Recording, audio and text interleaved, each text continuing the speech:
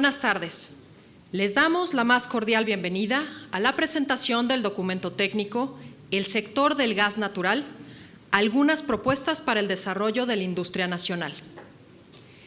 En el auditorio contamos con la presencia de los comisionados integrantes del órgano de gobierno de la Comisión Nacional de Hidrocarburos, el maestro Juan Carlos Cepeda Molina, la doctora Alma América Porres Luna, el doctor Néstor Martínez Romero, el licenciado Sergio Pimentel Vargas, el licenciado Héctor Alberto Acosta Félix, el doctor Héctor Moreira Rodríguez y el maestro Gaspar Franco Hernández. Agradecemos la presencia de los representantes de distintas dependencias, instituciones y empresas que nos acompañan. A todos ustedes y a los que nos acompañan a través de nuestra señal de Internet, les damos la más cordial bienvenida. Para dar inicio a nuestro evento, cedo el uso del estrado al doctor Héctor Moreira Rodríguez, comisionado de la CNH y ponente del documento técnico que hoy se presenta.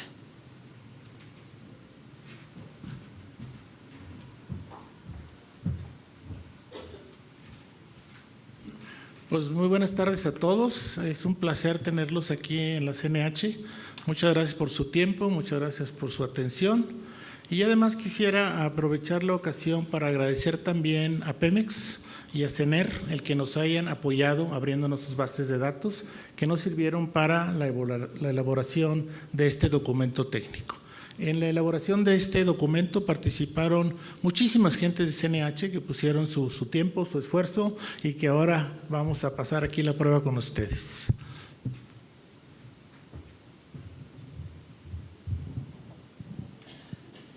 Pues yo quisiera que me dieran la oportunidad de moverme del lugar porque es una presentación muy cargada en números que yo quisiera írselo señalando y pues de allá está muy lejos. Entonces, como todo ingeniero que se precia, los números hablan y creo que les va a ser una cosa interesante para ustedes. Vamos a comenzar poniéndonos de acuerdo con los conceptos. En el caso de gas natural, bueno, pues viene de la descomposición de materia orgánica en general, de los sedimentos fósiles, de la biomasa, del carbón, etcétera. Y aquí viene una circunstancia que es, vamos a llamar, cuando menos para efectos de esta presentación, esto es gas seco, que es metano, esto es gas natural y esto es el gas hidrocarburo que sale del pozo. Si no están de acuerdo, no importa, con tal de que nos pongamos de acuerdo en que así están presentados los datos. Y es importante porque muchas veces uno oye, se produjeron tanto de gas. Bueno, pero ¿de qué estamos hablando? ¿De esto o de esto? Okay, entonces vamos a separarlo con claridad y vamos a hablar en general de gas natural aquí y gas seco acá. ¿Ok? Muy bien. Perdón. ¿Para qué se usa el gas natural? Bueno, pues el gas natural, yo le comentaba aquí a Isabel ahorita que es el patito negro. Okay, es una cosa que va finalmente a convertirse en el cisne negro al terminar la presentación, pero vamos a entender bien cómo está la cosa. ¿Se usa para qué? Para generar carbón. ¿Con quién compite? Bueno, para generar calor, pues con el carbón, con la biomasa, con la energía solar, con el combustóleo, con el coque de petróleo. También lo usamos para generar electricidad y aquí también tiene competidores: carbón, combustóleo, nuclear, hidráulica, solar, eólica, geotérmica, biomasa y otros más. Y se utiliza para generar los precursores petroquímicos, o sea, el etano, el propano, el butano, etcétera, donde compite con el petróleo y compite con el carbón. Mucho más con el petróleo que con el carbón, pero sí sería posible sacar precursores del carbón. Se utiliza para generar presión en los yacimientos, donde además se les inyecta nitrógeno, agua, CO2. Y además tiene un uso automotriz, ¿okay?, donde compite con la gasolina y con el diésel. Bueno, ¿qué también compite? Bueno, pues estos son los números del consumo de gas natural en México. En el caso de generar calor, son 1064 petajoules, lo que se está utilizando ahorita de gas natural, y eso representa el 64% de toda la energía que se va a convertir directamente en calor como resultado final. En el caso de generar electricidad, le estamos dedicando 1738 petajoules, de un total de 3.036 petajoules, que es el 57%. Algunos números pueden diferir un poquito dependiendo del año. Estos son los datos del 2016, que son los únicos que encontramos. Para los datos del 2017 ya había subido al 60%. Generar precursores petroquímicos, bueno, pues aquí están lo que se utilizó de gas natural, en este caso toneladas, porque así nos los reportan. Este es el total. El 87% de toda la producción de petroquímicos viene de gas natural, ya sea de etano o de propano o de butano, etc. Sí hay contribuciones del petróleo, por ejemplo los aromáticos, pero son sencillamente el 13%. Para generar presión, bueno, en los campos se utilizan 504 millones de pies cúbicos diarios para volver a reinyectarlos y compite con el gas natural, con el nitrógeno y con el CO2. Y esto daría un total de que el gas natural es el 48% de todo el gas que se utiliza para represurizar los yacimientos. Y en el uso automotriz, nomás 62 petajoules, y obviamente la mayor parte es gas LP, no gas seco, no gas metano, y es sencillamente el 2%. Entonces, ¿dónde está ahorita el uso del gas natural? Pues ustedes lo pueden ver aquí. 87% de la petroquímica, 57% de la generación eléctrica y 64% de sus usos industriales, domésticos, comerciales para generar calor. Bueno, entonces son los datos que están aquí, básicamente que son sus usos más importantes. No quisiera gastar tiempo en eso, ya se los digo. ¿Cómo está la oferta del gas natural en México? Lo que estamos ahorita nosotros produciendo y lo que estamos ahorita nosotros consumiendo. Estos son los datos de producción. Aquí estamos hablando de que se produjeron 1.779 petajoules, que equivalen a 853,000 barriles de petróleo equivalentes. Y se están importando 1.855 petajoules, que equivalen a 889 barriles de petróleo equivalentes. Pero si ustedes, nomás puse aquí el petróleo para manera de comparar, el gas natural representa como la tercera parte del petróleo y acá es importación de gas, pero es exportación de crudo. Entonces no son comparables, pero para que se den una idea del tamaño. ¿A dónde va a dar este gas natural nacional o de importación? Al consumidor se van a ir 2.802 petajoules, al autoconsumo de Pemex 683 y a los consumos no energéticos 149. Y en el consumo no energético están dos cosas, lo que va a la petroquímica y lo que se quema o se ventea. La balanza energética, esta es la balanza energética en términos de dinero, es lo que México gana por las exportaciones menos lo que paga por las importaciones. La balanza energética es negativa de alrededor de 10,000 millones de dólares por año. Ahora, si ustedes dirán, pero ¿cómo? Si estamos exportando mucho más crudo que lo que estamos trayendo de gas natural. Bueno, pues es que es la balanza energética. Aquí no está la gasolina, por ejemplo, que es muy importante en la hora de las importaciones. Pero podemos ver aquí que traemos una balanza negativa. ¿A dónde va este consumo que está por acá? Bueno, a electricidad, la mayor parte, y como combustible, pues como más o menos en la proporción 60-40. Entonces, la mayor parte del gas natural finalmente va a ser gas seco que se va a alimentar a producir electricidad. ¿Okay? Bueno. Como es lo más importante que ustedes se dieron cuenta, pues es que su uso principal es el sector eléctrico. Entonces, bueno, pues vamos a entender un poquito cuál es el rol del gas natural en el sector eléctrico. Estos son los costos por tipo de tecnología. Aquí tenemos ciclo combinado, carbón, nuclear, geotérmica, eólica, hidráulica, etc. Aquí tenemos el costo variable, que es principalmente combustible. Noten ustedes que en alguno de ellos aparecen ceros.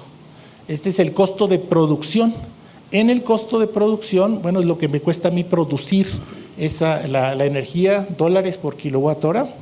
Aquí está el costo de respaldo. Se requiere tener un respaldo para yo tener una producción, que de hecho aparece en su recibo como capacidad.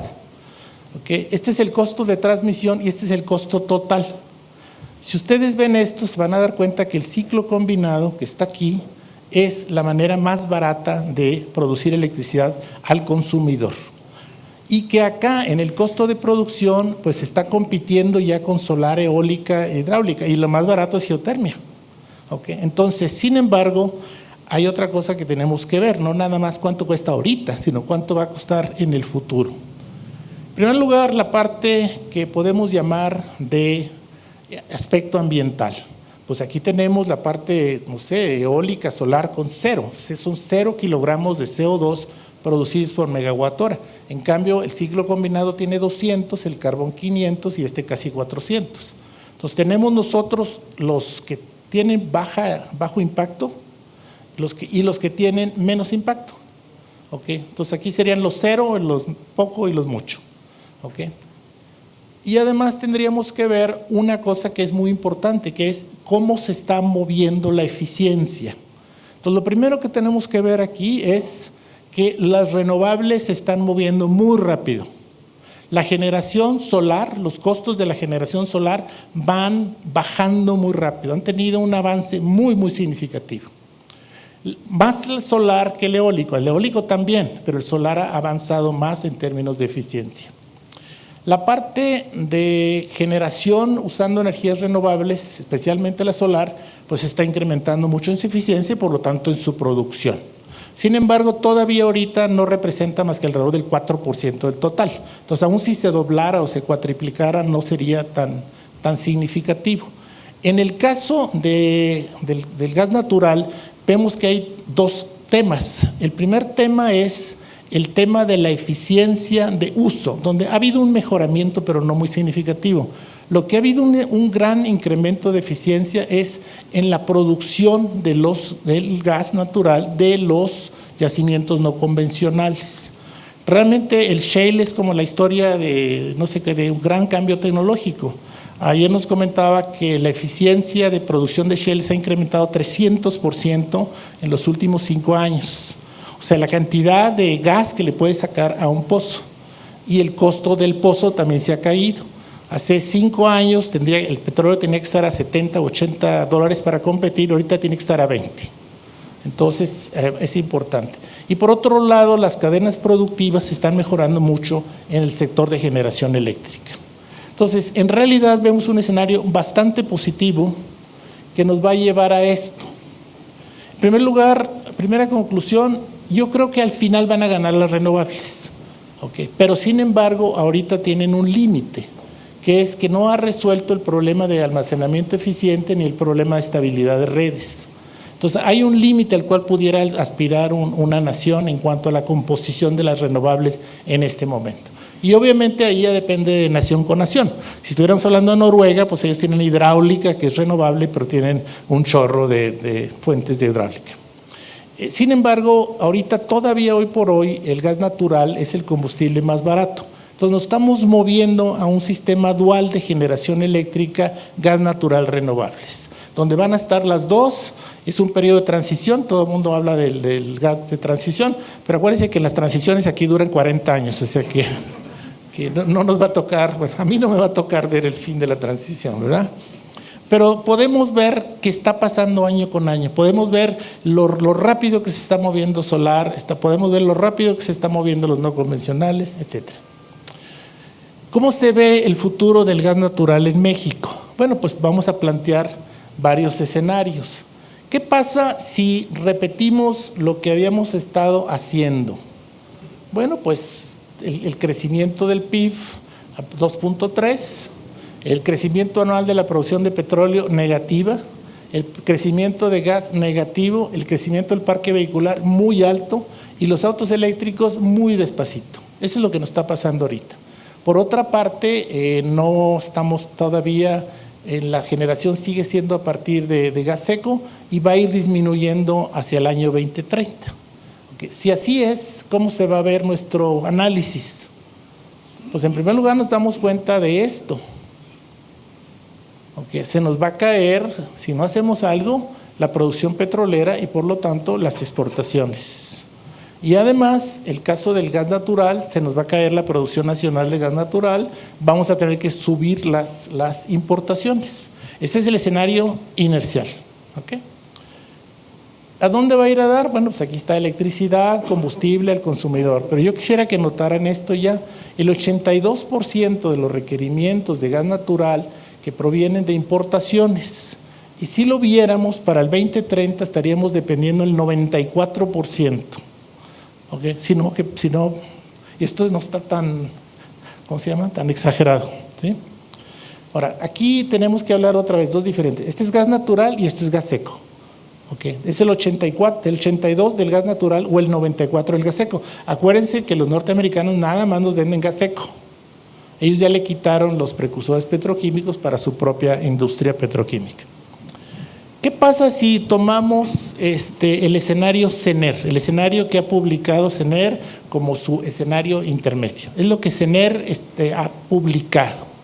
Bueno, pues tiene un crecimiento anual del PIB superior, el crecimiento de la producción petrolera 3% por año, 2.4 gas, el parque vehicular no estamos tan viendo un crecimiento tan grande y solamente esperan que el 2% de los vehículos sean eléctricos para el 2030. ¿Eso a qué te va a llevar? Bueno, en primer lugar, ellos están ya diciendo que la generación va a ser 50 gas seco, 25 solar y 25 eólica. Ya están metiendo un componente muy grande. ¿A dónde te lleva eso? A esto. La producción de gas natural sube, la producción de petróleo sube, porque le estamos haciendo 3% por año, por lo tanto van a subir nuestras exportaciones y va a bajar la necesidad de estar importando gas. Este es escenario CENER. ¿Qué pasa si nosotros decimos, no, vamos a irnos a cambio estructural? ¿Qué quiere decir cambio estructural? Bueno, el modelo que se creó aquí en CENER es, pues vamos a entrarle a todo lo que da a producir más gas natural, al 8% anual, 8.8% por año, que está por acá, y prepararnos para que haya un incremento de los autos eléctricos, de tal manera que en el 2030 el 22% de los autos nuevos, perdóname, no lo dije, ya sean eléctricos, no de los autos totales, porque hay todos los viejos, ¿no? Pero ya los nuevos ya están ahí. Si hacemos esto y respetamos la parte de la generación eléctrica, gas seco 50, 25 solar y 25 eólica, y además nos ponemos como meta cerrar las plantas de carbón o reconvertirlas de carbón y combustóleo, y además hacemos un esfuerzo para que no se siga consumiendo la leña, pero ahí la única sustituto que se pudiera hacer rápidamente es el gas LP. O sea, distribuir gas LP a las comunidades aisladas para que dejen de usar leña, que además tiene unas consecuencias terribles en términos de salud. Bueno, si hacemos eso, van a ver ustedes esto, la producción de gas natural tiene que crecer alrededor de 5.800 petajoules, que era el doble de lo que teníamos. Pero, ¿cuáles van a ser ahora las importaciones? 0. Entonces, este es el primer número que quisiera yo que recordaran. Queremos ser autosuficientes en gas, tenemos que crecer al 8% la producción anual de gas natural, producción nacional. Si nosotros nos vamos a un crecimiento menor, pues vamos a seguir dependiendo en diferentes cantidades del exterior, ¿ok? Y además, pues eso tiene impactos muy positivos porque la balanza energética se nos va a volver positiva. Vamos a dejar de estar adquiriendo gas de fuera y vamos a estar exportando más petróleo. De hecho, vamos a estar casi exportando 1.8 millones de barriles diarios. Este es el escenario, no sé cómo llamarlo, optimista, deseado, sí, ¿verdad? El escenario después de un tequila, ¿verdad? Muy bien, pero yo sí creo que es muy lograble y para ahí estamos nosotros tratando de decir, bueno, yo creo que estamos bien. ¿Cómo vamos a ver? Este es el dato de ahorita, ¿okay? Que es la producción de gas natural, si ustedes en millones de barriles de petróleo equivalentes. Si no hacemos nada, se nos va a caer. Si nos vamos con el modelo CENER, pues va a crecer como 50%. Si queremos un cambio estructural, vean esto, tenemos que crecer 3 veces, ¿ok? 3 veces, ese es el reto. La producción de petróleo, estábamos en el 2016 aquí, para el 2018 yo creo que si terminamos en 1.92 ya estamos de gane. La inercial es que va a seguir cayendo, por lo tanto tenemos otra vez que actuar. Este es el escenario CENER, este es el cambio estructural que no se mete con el petróleo. Estas son las importaciones, estas son las exportaciones, esta es la energía que llega al consumidor y esta es la balanza energética. Quiero que vean este número. Si nosotros seguimos con las tendencias que tenemos de producción de petróleo y de producción de gas y de uso, vamos a terminar con un déficit anual de 60,000 millones de dólares. ¿Ok? Porque además vamos a tener que seguir comprando gasolina. Bueno, muy bien. Entonces, ¿cuáles son los retos del sector? Estamos hablando del sector, ahora sí, de gas natural. Nosotros, el primer reto que tenemos es, esta es una nación en crecimiento, esta es una nación manufacturera, vamos a requerir cada vez más gas natural. O sea, esa es una demanda, ¿cómo llamarla?, inevitable para que la nación siga creciendo. En un escenario inercial, esto requeriría depender, esto nos haría depender cada vez más de las importaciones de gas seco, lo cual pudiera ser un riesgo a la garantía de suministro de gas natural. ¿Y por qué es un riesgo muy grande? Es un riesgo peligrosísimo, porque la matriz de producción eléctrica tiene un alto componente de gas natural, porque estamos importando gas seco, porque importamos de un solo país y además con una infraestructura muy limitada, y porque tenemos una capacidad, ay Diosito Santo, perdóname, perdón, pero una disculpa. Ok. Y porque tenemos una muy baja capacidad de almacenamiento. Además, tenemos que incrementar de manera sustancial la producción nacional de gas natural, utilizando de manera eficiente las reservas y los recursos que tenemos, y además tenemos que incrementar esta producción invirtiendo sustancialmente más recursos de los que estamos haciendo ahorita. Y por último, y algo que no se nos debe olvidar del 87%, si se te cae la producción de gas, se te cae la petroquímica. O sea, una se utiliza en la otra. Entonces, ¿qué nos está pasando? Está cayendo la producción de gas, principalmente en el sureste, y está faltando etano en la industria nacional. Entonces, la petroquímica también es otro elemento que hay que considerar. Bueno, gas natural, ¿cuánto? Tenemos que pasar de aquí a acá. O acá, si no quieren ser tan optimistas, pero estamos hablando de un crecimiento muy sustancial. Va a pasar de 2.800 petajoules a 4.000 petajoules, o sea, esto está en 1.200, pues ahí haga una división como 40%. Entonces, esto es lo que la nación va a requerir en su crecimiento. La parte de por qué hay un riesgo, bueno, vamos a analizar cada uno. En primer lugar, hay un gran riesgo porque el 60%, estos son ya datos de esto, es gas seco. ¿Okay? ¿Qué más está? Carbón, que está 10% y que quisiéramos realmente eliminar, si me perdonan el comentario. Combustóleo 7.8, que creo que también es bastante contaminante. Entonces, y hidroenergía, que está maravillosa, excepto que ya no tenemos tantos ríos. Entonces ya estamos limitados un poco en esta parte. Entonces nos encontramos en una situación donde requerimos más gas, y requerimos que la mayor parte de todo eso siga yendo hacia la generación. Entonces, estamos dependiendo mucho para la generación eléctrica de gas natural de manera un tanto cuanto inevitable. Bueno, en primer lugar, las importaciones. 76% de los requerimientos en el 2016 y 84% de los requerimientos en el 2017 son de importación. ¿Ok? Entonces, ¿qué porcentaje vamos a tener? Bueno, pues si seguimos, esto es lo que tenemos ahorita, si seguimos como vamos a llegar al 94%. CENER dice que el 83% y el sueño guajiro 0%. ¿Ok? Yo sí creo que es una buena meta, ¿no? Ok. ¿Qué nos pasa en la parte de importación? ¿Por qué esto es muy crítico? Nosotros importamos 94% de lo que necesitamos de un solo país. Aquí está. Pero además con una cosa adicional, 70% lo estamos importando a través de Tamaulipas y 60% a través de solo 2 puntos de internación. Entonces es un riesgo muy grande. Imagínense ustedes que un huracán llegue por Matamoros y Reynosa y se cierre la válvula, el problema con que nos vamos a enfrentar. Ahora, ya ha pasado, no crean que es una novedad que no va a poder suceder. O sea, Reynosa está muy pegadito al Golfo y además está en la trayectoria de los huracanes. Entonces, este es un problema. Estamos dependiendo de aquí y dependiendo de acá. ¿Okay? Tenemos pocos lugares, tenemos 29 puntos de internacional, la mayor parte son muy chiquititos. O sea, es un gas que va a Naco, Sonora. Bueno, pues sí, qué bueno, pero no ayuda gran cosa. Los grandototes, o sea, el de Cactus y los Ramones, etcétera, están en Tamaulipas. Bueno, ¿cómo nos comparamos con otras naciones? Bueno, México 94 de un solo país. Ahora, España 52, Turquía 51, 46, Alemania 41, Francia 35, Italia 27, Japón. Japón no tiene gas natural.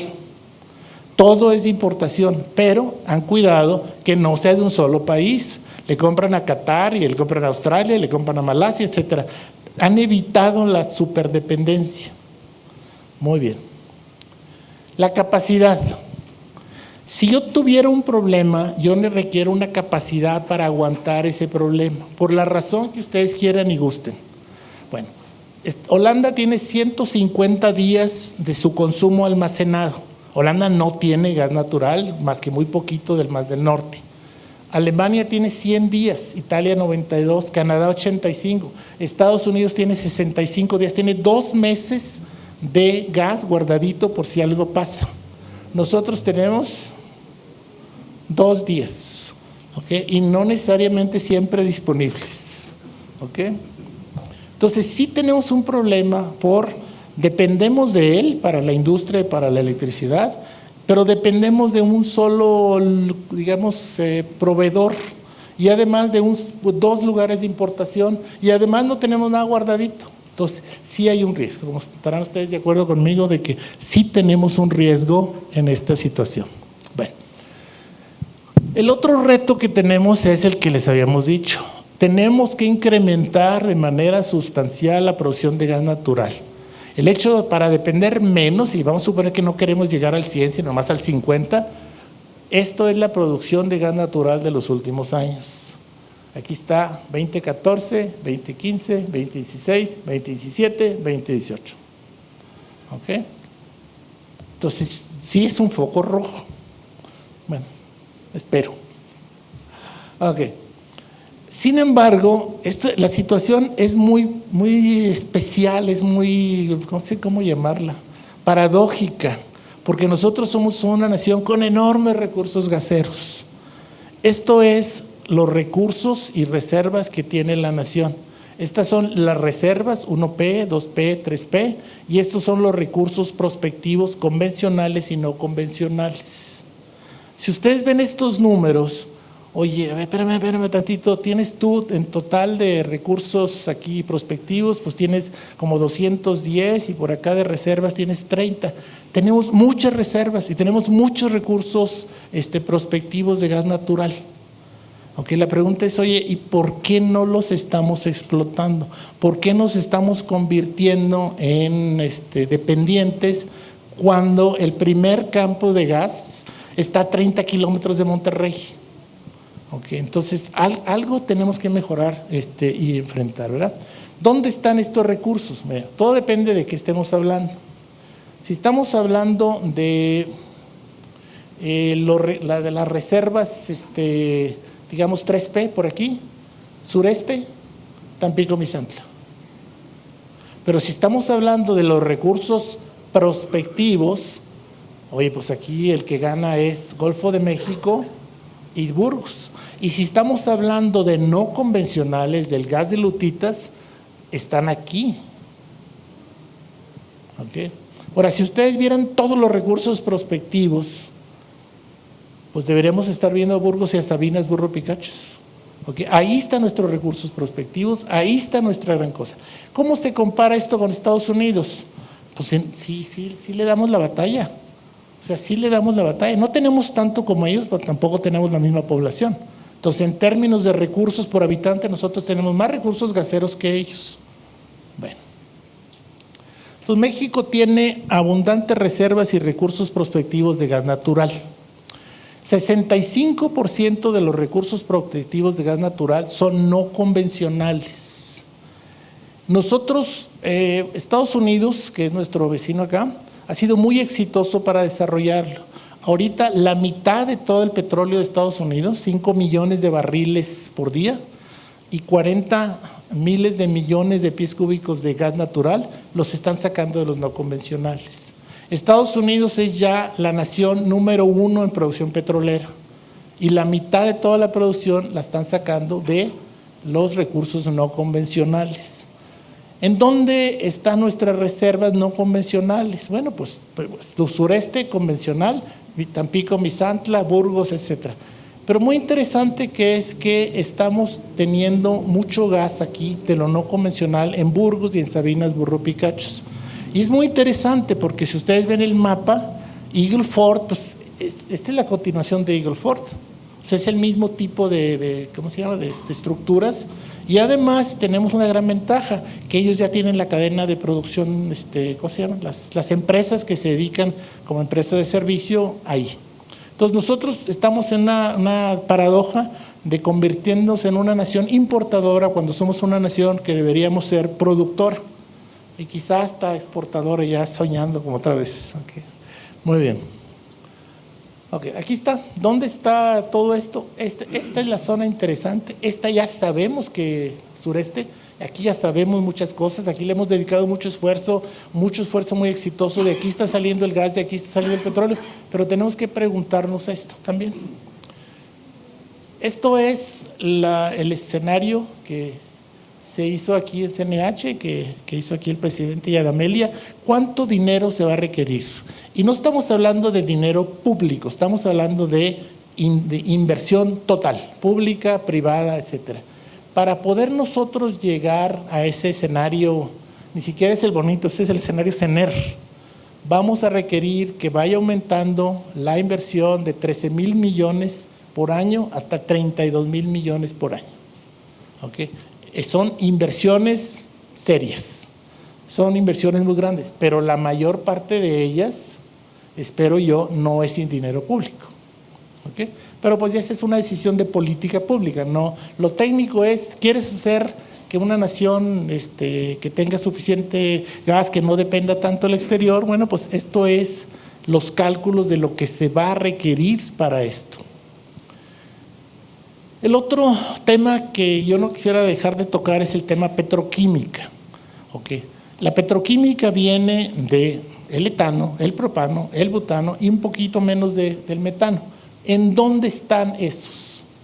¿Dónde ven ustedes aquí las áreas importantes para México? Bueno, pues el caso específico de sureste, que tiene bastante etano, pues ya lo estamos explotando. Pero aquí no, y aquí tampoco. Entonces, ¿por dónde vienen las oportunidades?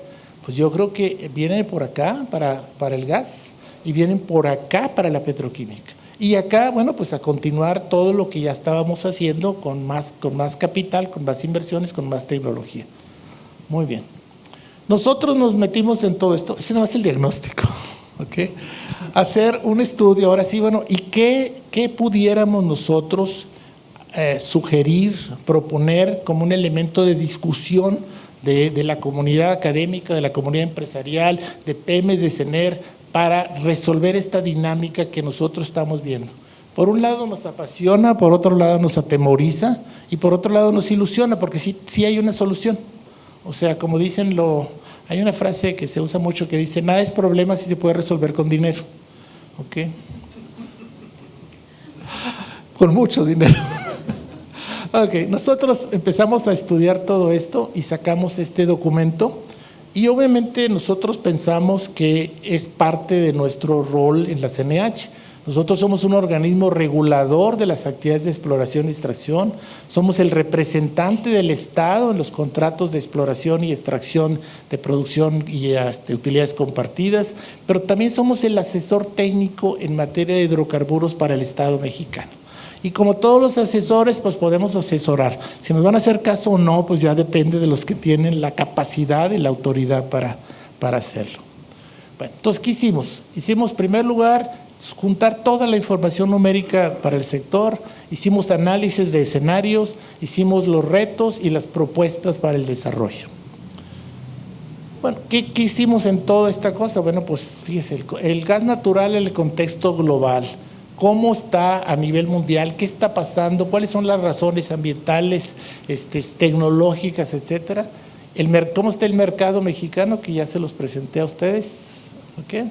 La disponibilidad nacional de gas natural, la oferta nacional de gas natural, de dónde está, cómo se mueve, dónde están las redes, dónde están los gasoductos, etcétera. Ahí está toda la información. ¿Cuál es la demanda nacional de gas seco para ahorita y para el futuro? ¿Y cómo está su uso en eléctrico, petrolero, industrial, residencial, servicios, autotransporte? ¿Cómo se divide? ¿Cómo se está usando ahorita? Hicimos escenarios prospectivos del sistema energético nacional, donde aquí metimos también gasolina, pero que no entraba en este estudio. ¿Y cuáles son los riesgos?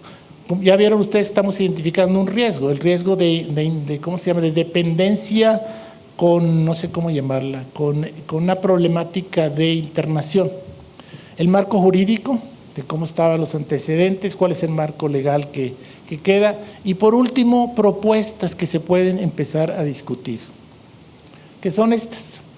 Hay 26 propuestas, no los quiero yo aquí abrumar con muchas propuestas, entonces escogimos creo que 10 o 12, que son propuestas que nosotros pensamos que vale la pena explorar más. Ninguna está desarrollada, ninguna tiene números y obviamente son propuestas que estamos nosotros identificando después de haber hecho este análisis. Una es muy interesante, que es hacer una empresa productiva del Estado dedicado a la exploración y extracción de gas natural, transfiriéndole las asignaciones de gas natural no asociado a la infraestructura de procesamiento. Esto es muy interesante porque el negocio petrolero y el negocio gasero son muy diferentes. O sea, cuando nosotros vemos esto, yo me quiero poner en los zapatos de un ejecutivo de Pemex y me dice, tú tienes que ser lo más rentable que puedas, pues no le vas a invertir al gas. O sea, a ti te conviene mucho más invertirle al aceite, al petróleo. Y eso es lo que nos está pasando, eso es lo que ya nos pasó. Okay. Si tuviéramos una empresa, tú vas a producir gas y tu rentabilidad es de gas, pues otra cosa pasaría. Esto no es novedoso, hay muchas naciones que ya lo han hecho. De hecho, British Petroleum tiene una empresa para petróleo y otra empresa para gas. Y la empresa para gas se ha concentrado en el gas shale. Ellos fueron muchos de los que inventaron lo del fracking.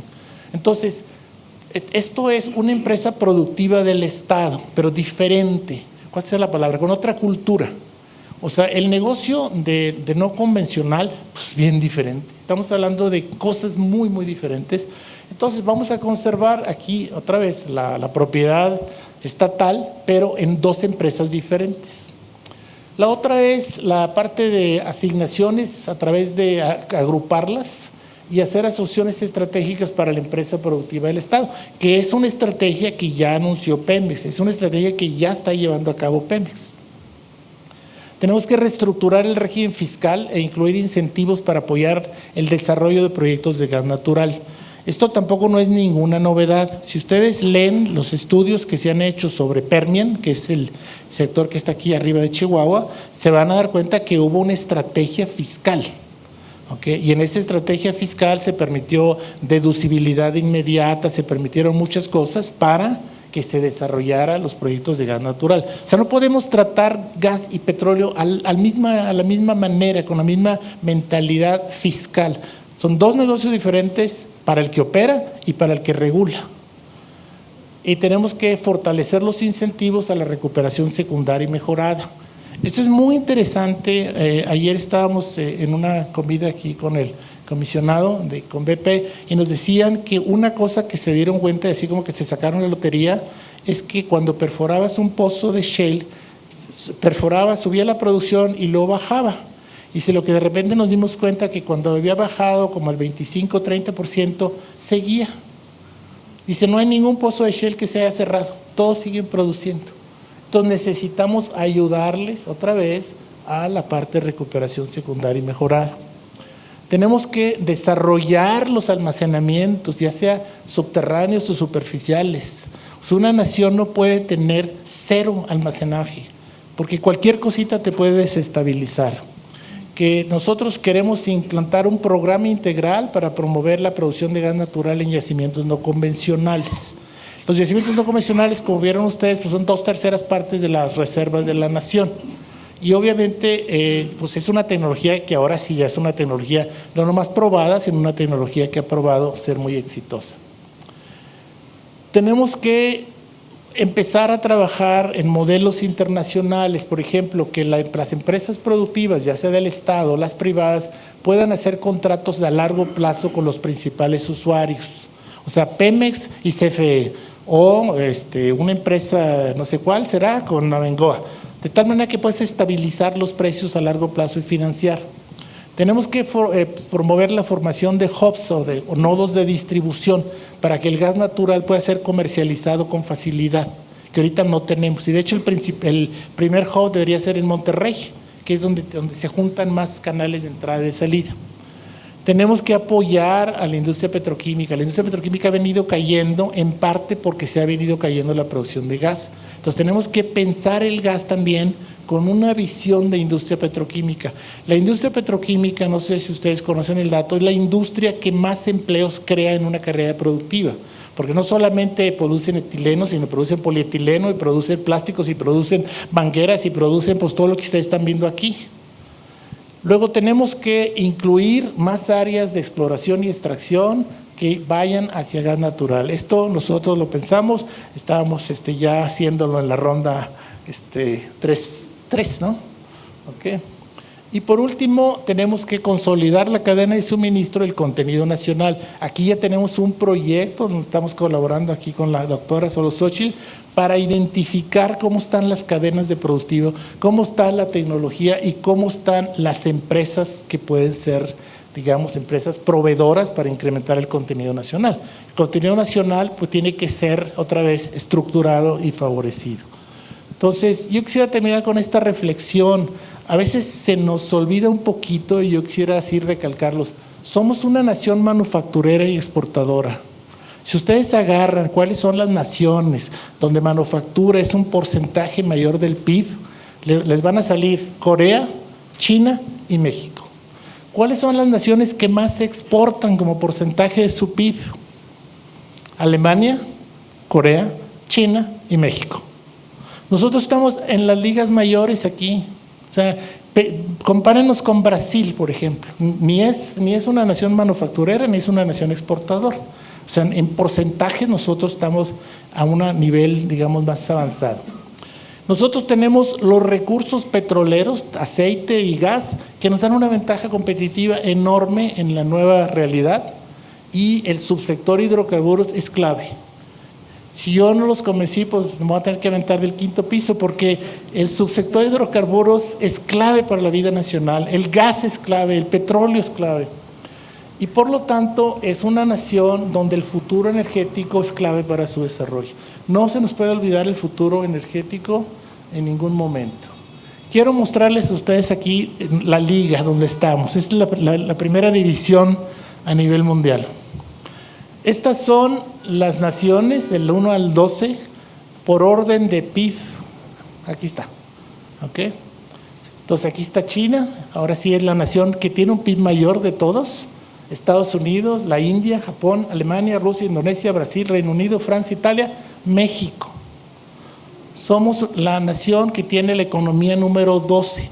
Pero lo más interesante de esto es esto. Si nosotros creciéramos 3 puntos por arriba, ¿okay? En 10 años, o en ¿cuál sería el 20-30? En 12 años, subiríamos 40%.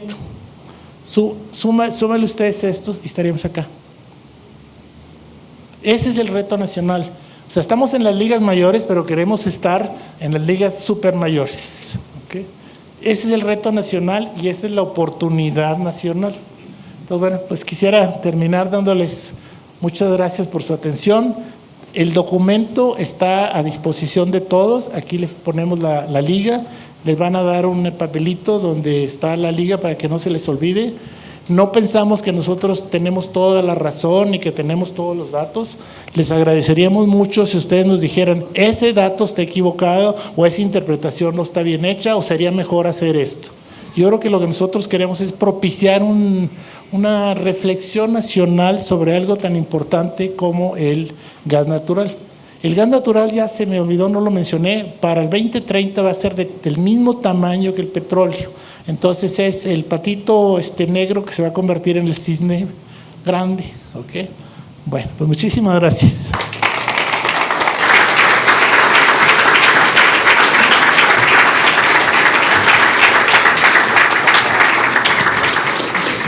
Agradecemos al doctor Héctor Moreira Rodríguez por su presentación. Muchas felicidades, doctor. E invitamos a subir al presidium a la doctora Alma América Porres Luna, al doctor Néstor Martínez Romero y al maestro Juan Carlos Cepeda Molina para la sesión de preguntas y respuestas relacionadas con el documento técnico que hoy presentamos. Quien tenga alguna pregunta, si gustan levantar la mano, podemos pasarles el micrófono.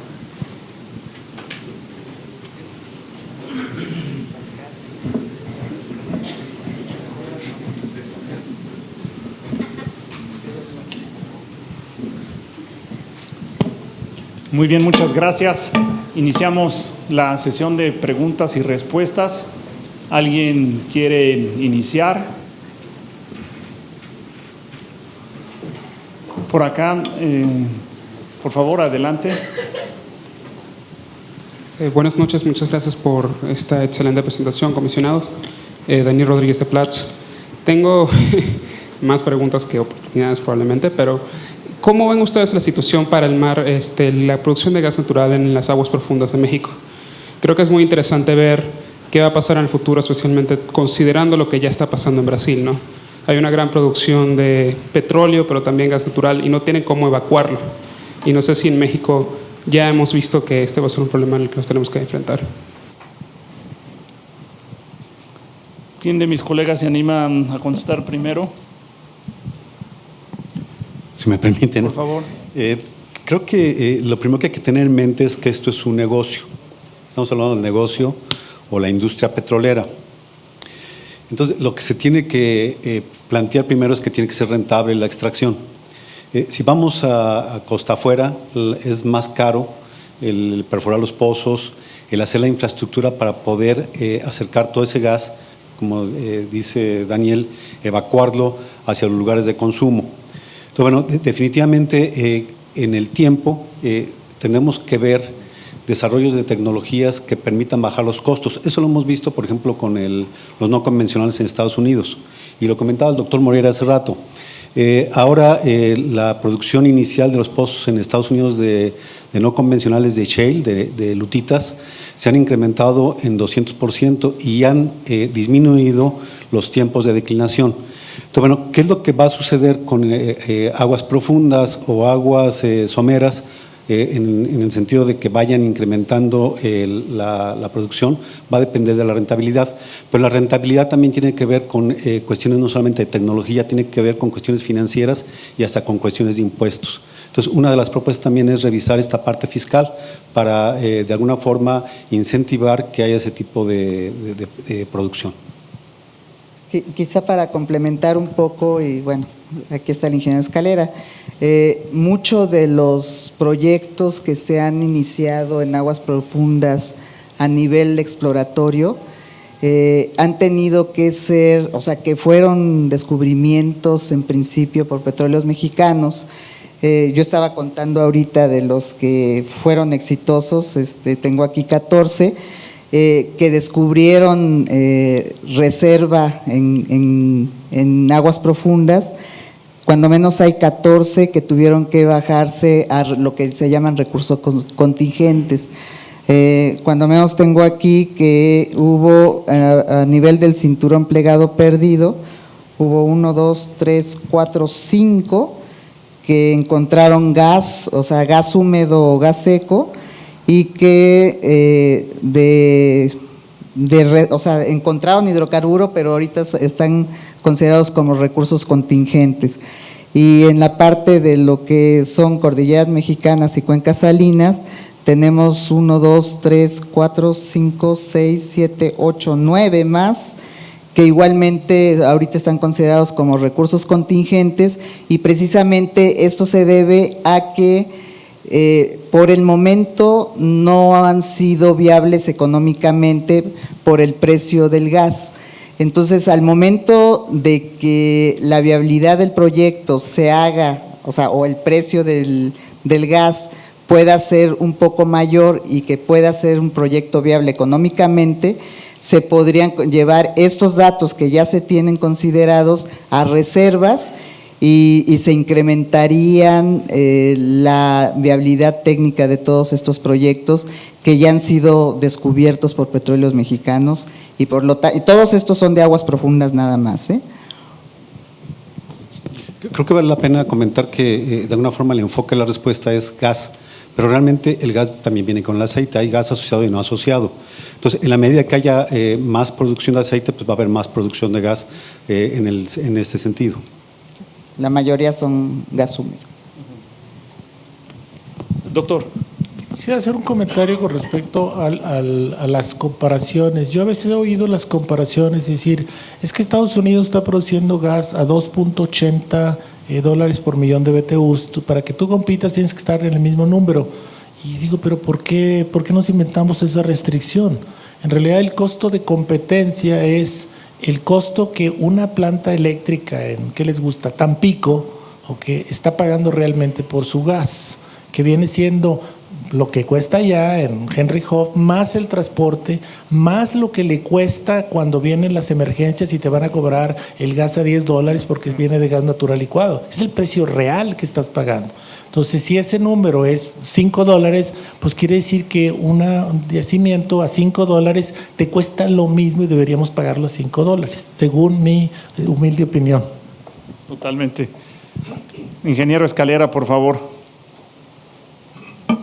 Primeramente felicitar al comisionado Moreira, excelente trabajo, creo recoge perfectamente el estado que tiene el país y el gran potencial. Lo paradójico es que somos un país petrolero y estamos dependiendo de un solo país que nos estaban dando el gas para México, ¿no? Creo que ya en el pasado ya se tomaron decisiones estratégicas. El proyecto Burgos fue un ejemplo claro cuando empezó el Tratado de Libre Comercio, donde tenía era marginal el proyecto, pero era estratégico, ¿sí? Mucha gente cuestionó el proyecto Burgos, ¿por qué le estábamos metiendo dinero al gas habiendo tanto aceite en el sureste? Pero tenía un componente estratégico. Claro, en esa época el gas costaba 6, 7 dólares el millón de pie cúbico, ¿sí? Y yo coincido con el comentario ahorita del comisionado Moreira, yo creo que aquí tenemos que ser creativos, o sea, no podemos depender tan fuertemente del gas que viene del exterior cuando estamos sentados pues, en una mina, en un filón, en un gran potencial de gas. Creo que aquí tienen que entrar temas de régimen fiscal que incentive la actividad y que el gobierno federal le va a recuperar ese incentivo fiscal vía la generación de empleos, ¿sí? Vía el desarrollo de las cadenas productivas. Creo que estamos viendo el enfoque muy local, muy parcial, no como una cadena de valor integral desde que inicia la exploración hasta que llega la última molécula a la industria eléctrica o al etano o al metano, al etano de la petroquímica. Entonces yo creo que nos está faltando ver ese enfoque más de ciclo completo. Nosotros hicimos un estudio con una compañía tercera internacional y vemos que en las áreas de aceite, de gas húmedo, que te llama gas natural, comisionado, te le llamamos gas húmedo, el hora que ya ves la cadena completa, te está costando 5 o 6 dólares el millón lo puedes vender pues a 5 o 6 dólares equivalente, considerando el porcentaje de etano que puede tener esa molécula de gas a través de que viene el subsuelo. Entonces yo creo que sí, es un tema de ser creativos. Ahí está el potencial, creo que es un buen documento de partida y lo felicito nuevamente. Gracias, ingeniero. Doctor Moreira, por favor. Perdón que me meta tanto, pero aquí el comentario del ingeniero Escalera se me hace muy bueno. A veces ignoramos el tema de creación de empleos. Ayer vimos una presentación del subsecretario Leonardo Beltrán, donde decía que con los 100 contratos que se han asignado hasta ahorita se iban a crear 250,000 empleos. Entonces creo que es un número bastante significativo y bastante importante en términos de la, digamos, realidad nacional. Entonces, si nosotros vemos la creación de empleos como un elemento más, creo que nos cambia un poquito la visión. Muchas gracias. Adelante, por favor, ingeniero. Gracias. Pues muchas felicidades a la CNH y al coordinador de este proyecto, doctor Moreira. Yo soy Carlos Ríos de la Facultad de Ingeniería.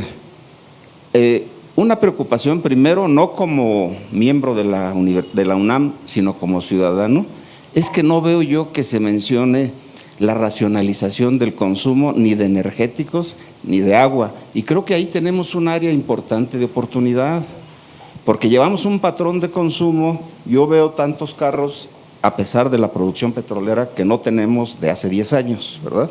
Ese es un aspecto. El otro, me parece excelente el planteamiento que se hace en la presentación de crear una empresa que se dedicara nada más a la cuestión del gas y con otros criterios de rentabilidad diferentes a los estándares comerciales o internacionales, pensando en términos de autosuficiencia y de soberanía en el país, ¿verdad? Ya el maestro Juan Carlos Cepeda en la Facultad de Ingeniería nos planteó un proyecto. También yo creo que debemos entrar a esquemas novedosos de una filial para Pemex que pudiera cotizar en bolsa, y que creo, como las grandes empresas a veces les cuesta, como fue IBM en su tiempo, les cuesta trabajo ya entrar a ciertos segmentos donde se vuelven poco competitivos contra nuevos jugadores. Entonces tenemos que pensar en nuevos esquemas, y podría ser uno de la empresa que atendiera el gas, y la propuesta que nos hizo en la Facultad de Ingeniería, maestro. Pues ese sería mi comentario. Muchas gracias, ingeniero. ¿Algún otro comentario?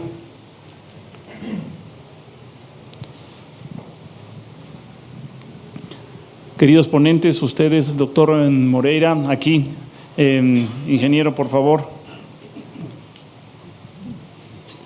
Me sumo también a las felicitaciones, Salvador Bertrán del Río, servidor. Retomando el comentario del ingeniero Escalera, pues tampoco hay que tenerle miedo a los no convencionales, sería la pregunta, ¿no?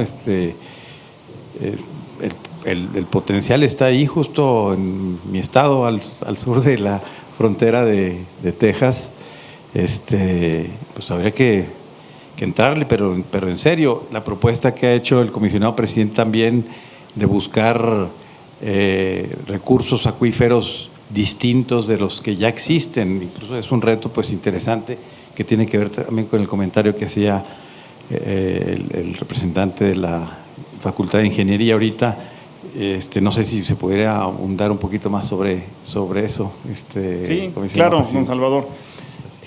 A ver, lo que hemos señalado y también se expresó en el documento, en la presentación del doctor, es un potencial, un porcentaje considerable del potencial gasífero de México está en formaciones de no convencionales, en las formaciones de lutitas.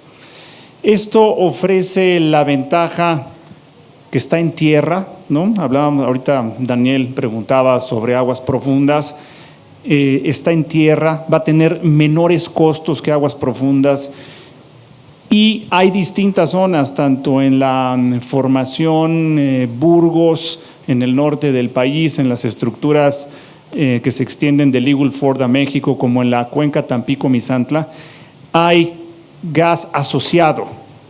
Cuando estamos hablando de gas asociado, sea gas con petróleo o gas húmedo, es rentable y perfectamente es económicamente viable, aún a los precios de referencia a Henry Hub. Entonces, digamos que los frutos bajitos que podemos estirar la mano y alcanzar rápidamente están en Tampico-Misantla, en gas húmedo, en gas asociado, y también algunas zonas de gas húmedo en el norte del país. En muchos de estos casos se requiere utilizar la tecnología que se aplica no convencionales, el llamado fracking. Esta es una tecnología madura, no se trata de una tecnología frontera. Ya lo mencionó el comisionado Moreira. En Estados Unidos se producen aproximadamente 100,000 millones de pies cúbicos al día de gas. México produce 3. De esos 100,000 millones de pies cúbicos diarios que se producen de gas natural, el 50% se produce por la vía de la tecnología de fracking en Estados Unidos. Ese gas hoy día es el que se exporta a México y que se exporta a Europa y que se exporta a Asia. Es una tecnología madura, no es algo experimental y es algo que sí ha atravesado cambios tecnológicos y cambios regulatorios. Al inicio se utilizaba un gran porcentaje de agua potable para este fracturamiento de la roca. Hoy día las mejores prácticas de fracking utilizan cero agua potable, utilizan agua reciclada, agua municipal y agua de yacimientos salobres. Los yacimientos de agua salobre son también valiosos, pero hay por todas partes. Por todas partes hay yacimientos de agua salobre e inclusive yo en un seminario aquí previo lancé la reflexión, la propuesta de que México no solo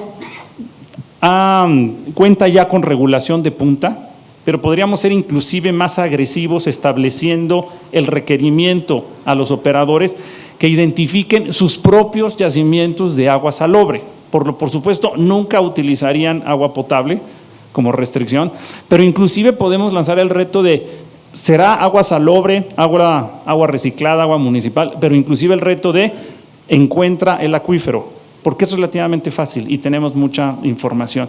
Entonces, la tecnología para extraer hidrocarburos de formaciones de lutitas es una tecnología madura.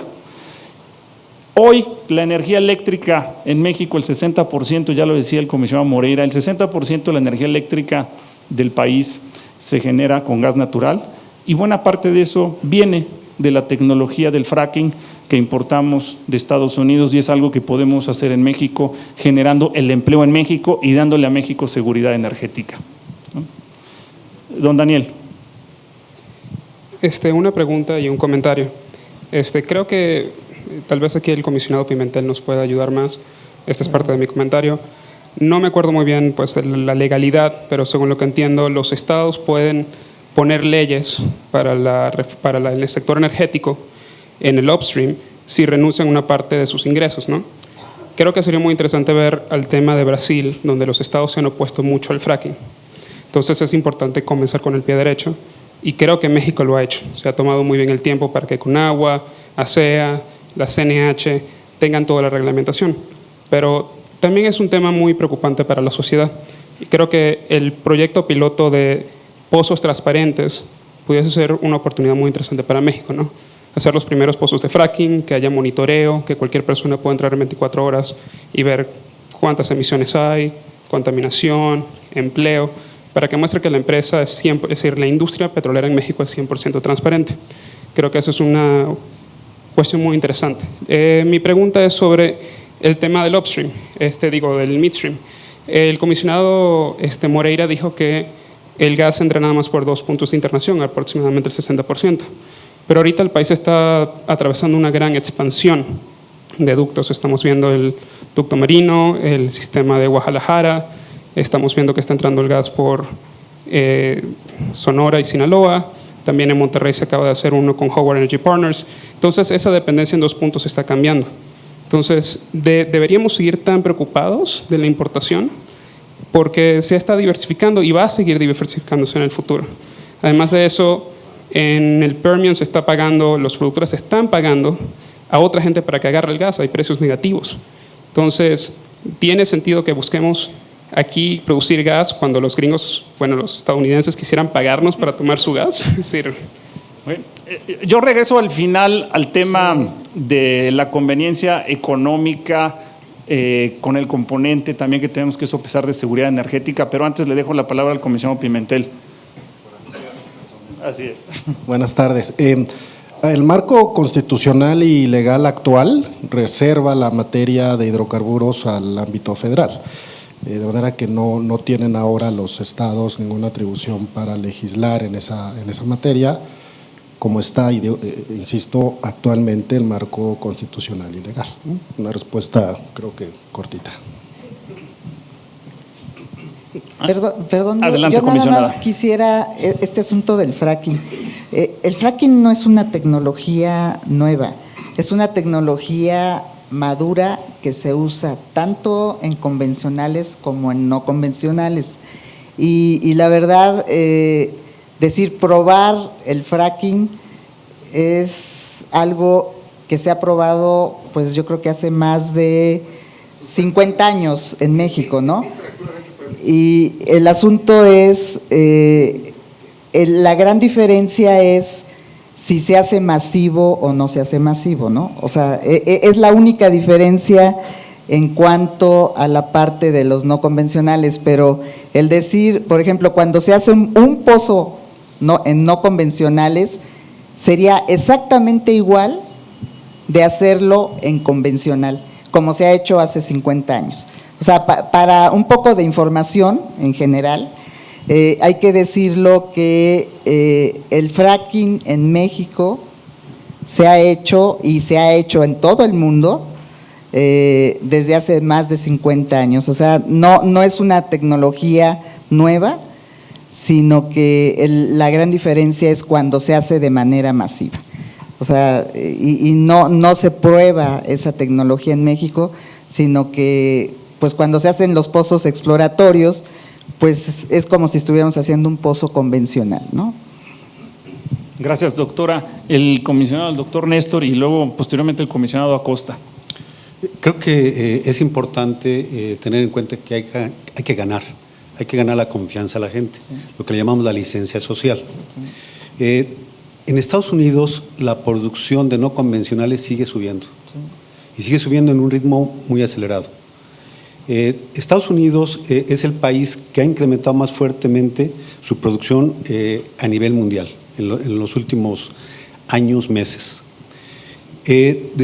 Oí acá que comentó el ingeniero Escalera, nosotros ya hemos hecho 10,000 en Pemex. En Estados Unidos han hecho millones, en el mundo pues siguen sumando millones. La parte de fracturamientos masivos, pues ya también suman a lo mejor miles, 300,000, 50,000, no sé cuántos.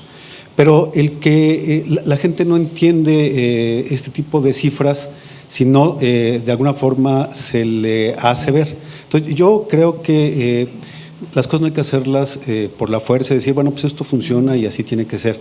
Estos pozos transparentes que de alguna forma la Secretaría de Energía y nosotros estamos de acuerdo, lo que van a permitir es el que la gente pueda tener la claridad de qué significan ese tipo de tecnologías y cómo deben aplicarse.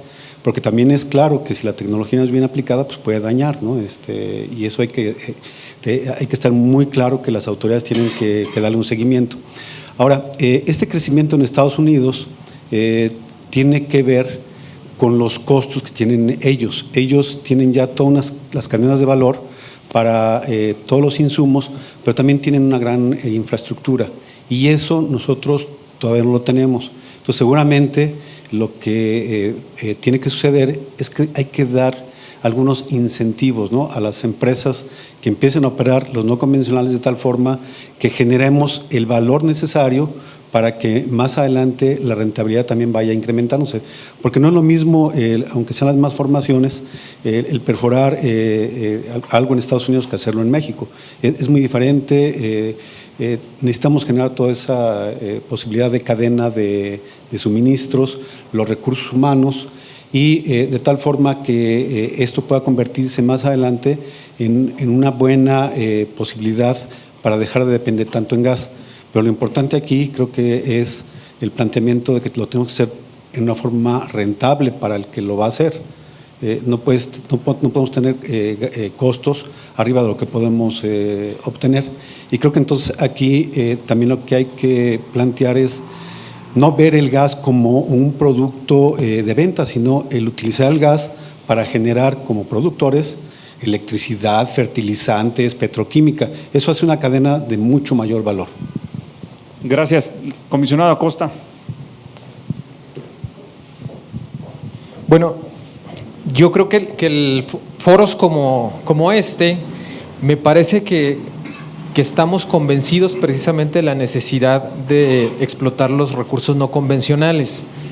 Más bien, yo entiendo la pregunta de Salvador Beltrán en el sentido de cuándo vamos a entrar a explicar esto masivamente, a poder dar una comunicación social que permita identificar aquello que perciben el público en general como riesgos.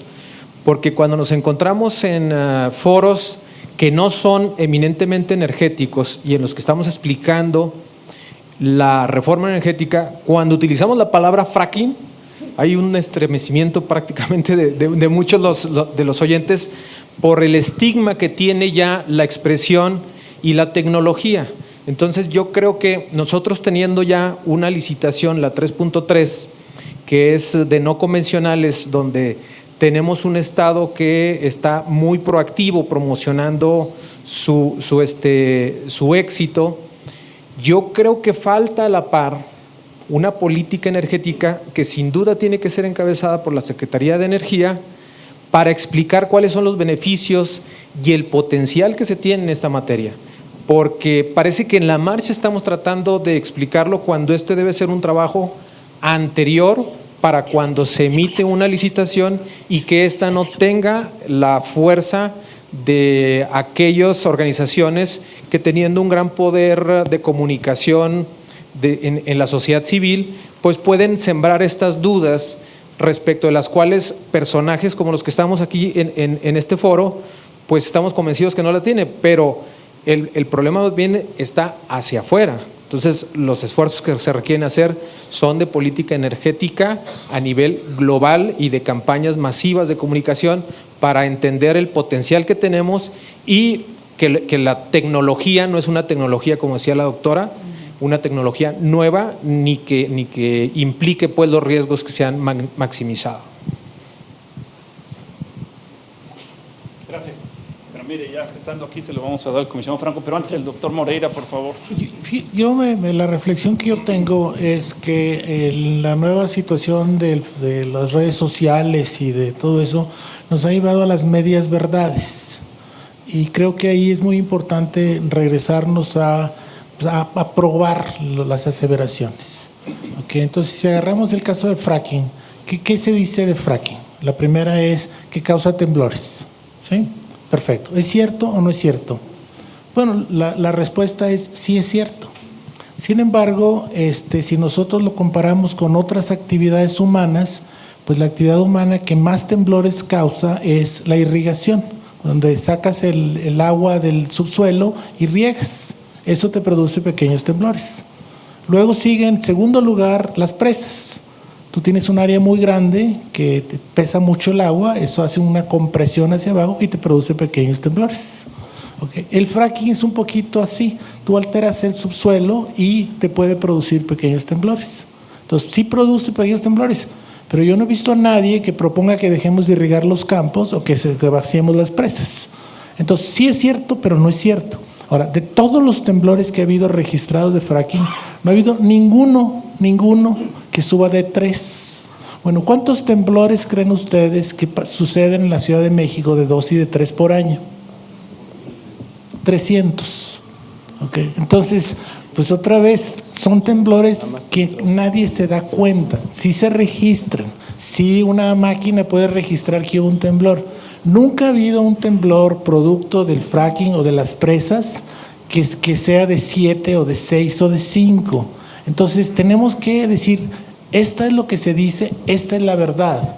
¿Y cómo son medias verdades? ¿Produce fracking? Sí, pero no ha producido nunca ningún temblor que sea perceptible para la población. Entonces ahí es donde tenemos que entrar, decir, oye, a ver, ¿produce? Sí. ¿Cuánto? Así. O sea, todas las actividades humanas, la minería produce muchos temblores también. Entonces, otra vez, la minería, las presas, la irrigación. Yo nunca he visto críticas a los mineros por andar produciendo temblores, cuando sí se han detectado temblores de ese tamaño. Pero en realidad, todas las actividades humanas tienen una consecuencia ecológica, todas. Ahora, el chiste es cómo las minimizo, cómo las regulo y cómo las corrijo. Entonces, ¿el fracking puede estar mal hecho? Sí. Por lo tanto, hay que regularlo. En Estados Unidos se han perforado creo que 1 millón, que mencionaba aquí el comisionado presidente. Si hubieran sido tan dañinos como dicen las redes sociales, pues hace mucho que hubiera habido unas protestas masivas en Estados Unidos. Nada más la provincia de Alberta tiene 280,000 pozos. Okay, entonces tampoco es que no se pueda, pero sí regulados, vigilados y auditados. Entonces ahí sí entramos otra vez a aclarar y a educar, como mencionaba aquí el comisionado Acosta. Comisionado Franco, y luego voy con Sí, muchas gracias, presidente. Doctor Moreira, muchas felicidades también por su trabajo. A mí me encanta leer lo que usted propone porque siempre nos hace reflexionar y a veces irnos hasta las bases. Ahorita se habla mucho, o usted comentó que la mayor cantidad de producción de Estados Unidos viene de recursos no convencionales y no se vayan a poner a temblar, como dice el comisionado Acosta, pero usan fracking, ¿no? Entonces, en ese sentido, obviamente tenemos todos los técnicos un gran reto en poder comunicar que las cosas las estamos haciendo bien, con mejores prácticas. Si bien recuerdan, hace varias licitaciones, la 1.5 iba a ser de no convencionales, luego la 2.5 iba a ser de no convencionales, pero por situaciones de falta de regulación más clara nos detuvimos y se decidió por parte de la CEA y la CONAGUA y nosotros hacer una mejor regulación para trabajar en esto.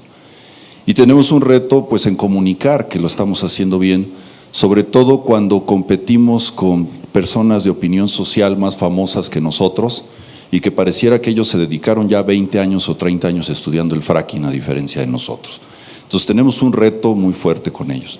Pero hay algo también que es sumamente importante y que por ahí nos pasó gente de aquí de la CNH, que es sobre una iniciativa para prohibir el fracturamiento hidráulico que presentó el Grupo Parlamentario de Movimiento Ciudadano hace 2 días. Entonces, ahí ¿cómo le vamos a hacer? Porque si esta iniciativa pasa, pues nos va a suspender el uso de fracking en México, no sé si con la suficiente información, y pues ya vámonos olvidando de la licitación 3.3 y vámonos olvidando de este sueño que usted presentó sobre el poder alcanzar, aunque sea la meta de CENER o la meta de cero compra de gas. ¿Qué vamos a hacer los técnicos? ¿Cómo le hacemos para mandarles estos mensajes a las personas que toman estas decisiones actualmente? Gracias, comisionado. Gaby, ¿tienes micrófono por allá? Te acercamos un micrófono, tienes micrófono. Buenas tardes. Pues una pregunta un poco parecida a lo que acaba de decir el comisionado.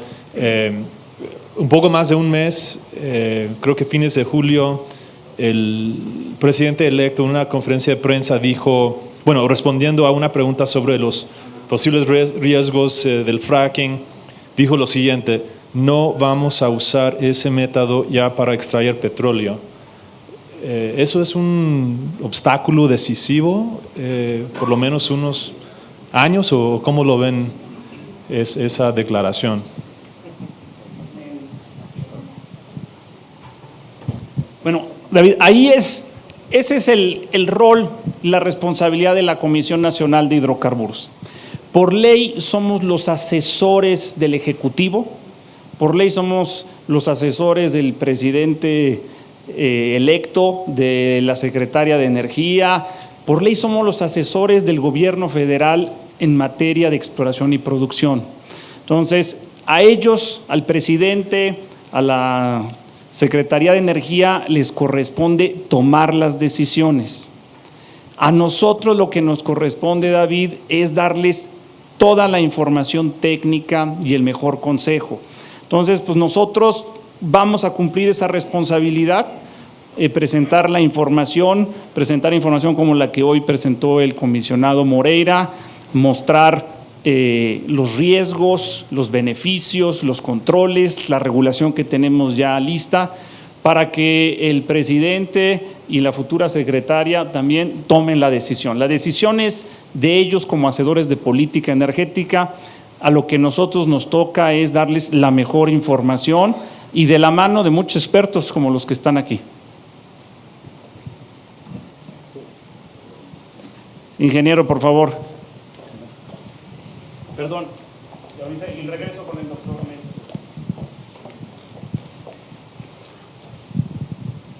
Muchas gracias. Unos comentarios del punto de vista de una empresa privada, que a mi empresa en particular se ocupa de gas, produce de gas desde décadas y actualmente nuestra producción es más del 60% del total. En Italia tenemos claramente un problema diferente porque no somos productores tan grandes de hidrocarburos, pero con el gas, han visto, tenemos un almacenamiento de 95 días. aquí creo que un problema muy estratégico es que ustedes tienen 2 días y importan mucho gas y van a importar más. Entonces, lo que hemos hecho en Italia es de crear una empresa que no es del Estado, pero podría ser del Estado, que se dedica a este almacenamiento con un modelo económico de rentabilidad. Entonces, eso podría ser una contribución de crear algo similar aquí en México, porque 2 días es veramente crítico. Nosotros no producimos gas con fracking, pero un comentario que tengo como privado es que el gas que se podría producir en México tiene que ser competitivo con el gas que es producido en los Estados Unidos. Entonces, a los incentivos fiscales que ya están del otro lado, aquí yo veo que tienen 2 costos adicionales que tienen que tener en cuenta. Uno es el costo de la social para convencer las comunidades y el otro el costo de la seguridad, porque esto, como empresa privada, hay lugares donde esto a un costo muy alto. Y aquí estamos hablando de márgenes de profito que son muy reducidos. Por el gas convencional, entonces gas en aguas someras o aguas profundas, ya lo platicó Escalera, el ingeniero, estamos hablando de $6 hasta, en mi experiencia, $9 por lo menos en aguas ultraprofundas. Entonces, allí no sé si ya han trabajado, han analizado un potencial modelo fiscal que pueda transformar estos contratos, dar a estos contratos una rentabilidad. Se apagó. Una rentabilidad que pueda competir, porque el problema del gas, como todos los hidrocarburos, al final es que tiene que ser rentable, que sea con incentivos fiscales, que sea con el precio, cualquier cosa, el mercado tiene que serlo. Entonces, sí hay márgenes para tener contratos que permitan de producir este gas y de transformar estas reservas contingentes en reservas probadas. Gracias. Gracias, ingeniero. Iba a hacer el comentario de la responsabilidad técnica, ¿no?, que tenemos los que de alguna forma hemos estado involucrados durante mucho tiempo en la industria y que hemos tenido la posibilidad de poder hacer esas aplicaciones. Cuando se habla de fracking, yo creo que mucha gente piensa que es algo que va a venir, pues ya lo comentó aquí el ingeniero Escalera, dijo, tenemos 10,000 o no sé cuántos vayan ahorita fracturamientos hidráulicos en yacimientos convencionales. Y no hace distinción la propuesta que comenta el comisionado Franco, habla de fracturamiento hidráulico en general. Eso significa que entonces habría un impacto en la producción de petróleos mexicanos de todos los pozos que requieren ese tipo de trabajo. Y eso hay que de alguna forma difundirlo, plantear cuál sería la disminución en producción o en rentabilidad de todos estos pozos que requieren fracturamiento hidráulico. Gracias. Comisionado. Una última pregunta, por favor. Buenas tardes, soy Ricardo Granados. Apostándole al escenario más positivo, al escenario en donde México se convierte en autosuficiente y donde ya nos importa gas natural del exterior, sino que producimos todo lo que se necesita, obviamente se puede ayudar este escenario con políticas que ayuden a disminuir el consumo de gas natural interno y que sea más fácil lograrlo, ¿no? Pero a nivel mundial, la tendencia es que el gas natural licuado está generando, o está ganando más momentum, está ganando más aceptación, y muchas empresas petroleras de gran tamaño están apostando por gas natural licuado para mover el gas natural de una zona donde se produce a países donde no están. El Canal de Panamá está haciendo ya adecuaciones para que los barcos, los buques que transportan el gas natural puedan cruzar con mayor facilidad por esa zona. No hemos pensado como nación, y ahí va la pregunta, que si si instalamos suficientes terminales de licuefacción y regasificación en ambas costas, podríamos convertir a nuestro país en un pasaje del Atlántico al Pacífico para el gas natural, en donde pudiéramos no solamente mover el gas del país, sino traer gas de otros lados para cubrir nuestras necesidades en caso de que fuera el caso, y enviar a otros lados del hemisferio norte, que disminuiría mucho el costo en comparación de mandarlo por Panamá. Estamos totalmente de acuerdo con su planteamiento. Hace algunos meses, no sé si llega el año, no lo sé, pero el equipo de estudios económicos de la Comisión Nacional de Hidrocarburos produjo una monografía en donde estimábamos el ahorro que se tendría de exportar gas norteamericano, típicamente de la cuenca pérmica a Asia, comparando dos alternativas: el Canal de Panamá o bajarlo a la costa pacífico mexicana, licuarlo ahí y de ahí mandarlo a Asia. Según las estimaciones de nuestro equipo de estudios económicos, ahí se tendrían ahorros en el costo de transporte del orden de 30%. Es decir, es mucho más rentable el bajar el gas de la cuenca pérmica a la costa del Pacífico. La evaluación, si no mal recuerdo, creo que le hicimos a Manzanillo, licuar ahí y mandarlo a Asia. Entonces, eso que tú observas, coincidimos, y nosotros en nuestro Departamento de Estudios Económicos hizo un estudio y lo publicamos, ahí está en nuestra página de internet. De hecho, ahí siguen, si tú te metes ahí puede estar o te lo mandamos. Y es una propuesta muy interesante. No solo es un negocio atractivo para quien lo haga, es un elemento adicional de seguridad energética, porque en la medida que fortalezcamos las redes de comunicación de importación, exportación de gas natural en Norteamérica, más difícil que podamos tener alguna vulnerabilidad operativa o algún tipo de disrupción. Entonces, coincidimos plenamente con eso que tú observas. Hay una estimación que hizo la Comisión Nacional de Hidrocarburos, ahí está en nuestra página de internet, y es algo que también en algunos foros comentamos como una oportunidad de riqueza y que tiene un componente de seguridad energética muy importante. Entonces, coincidimos. Colegas, a todos les agradezco mucho. Le dejo la palabra a la secretaria ejecutiva. Agradecemos la participación de nuestros comisionados durante la sesión de preguntas y respuestas y aprovechamos para despedirnos de nuestras autoridades. Les damos las gracias a los asistentes por habernos acompañado, así como el interés de quienes nos ven a través del Internet en la página electrónica www.gov.mx/CNH. Tengan a todos una extraordinaria noche.